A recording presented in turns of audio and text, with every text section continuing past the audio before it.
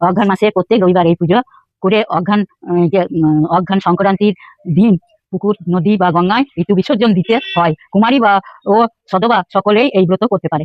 ব্রতের বিধান: সিঁদুর, ফুল, দুধ বা বেলপাতা, তিল, হরিতকি, ধূপ, দীপ, নৈবেদ্য, শেয়াকুল এবং ফল।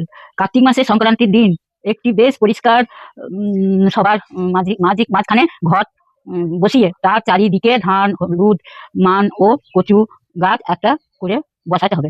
এই সঙ্গে ব্রত কথা: এক রাজ্যে এক খুব গরিব ব্রাহ্মণী বাস করতো। তাদের উন্ন আর ঝুন্ন নামে দুটি মেয়ে ছিল। একদিন ব্রাহ্মণের খুব পিঠে খাওয়ার ইচ্ছে হয়। সে সব জিনিস জোগাড় করে নিয়ে এলো। ব্রাহ্মণী রাতের বেলায় পিঠে করতে লাগলো, আর ব্রাহ্মণ রান্নাঘরের পেছনে চুপ করে বসে পিঠে গুনতে লাগলো।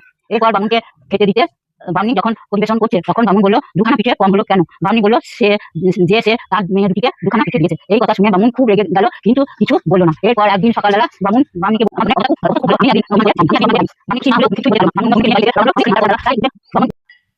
হাই, আমি ঐন্দ্রিলা। আমি চলে এসেছি তথ্যকথার আর একটা নতুন এপিসোড নিয়ে। এর আগে যে ক্লিপগুলো আপনারা দেখলেন, এটা হচ্ছে আমাদের গ্রাম বাংলার প্রচলিত অনেক পুরনো একটা পুজো, ইতু পুজো।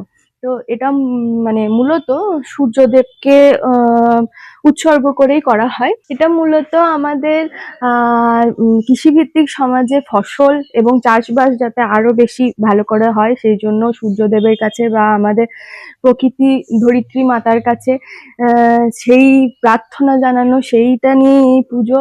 আর আমাদের যাতে সংসারের বিষয় সম্পত্তি আরো সমৃদ্ধ হয়, আরো ফুলে ফেটে ওঠে, সেই জন্যই মূলত মেয়েরা, গ্রাম বাংলার মেয়েরা, সধবা এবং যারা কুমারী আছেন, তারা এই ব্রত করে থাকেন।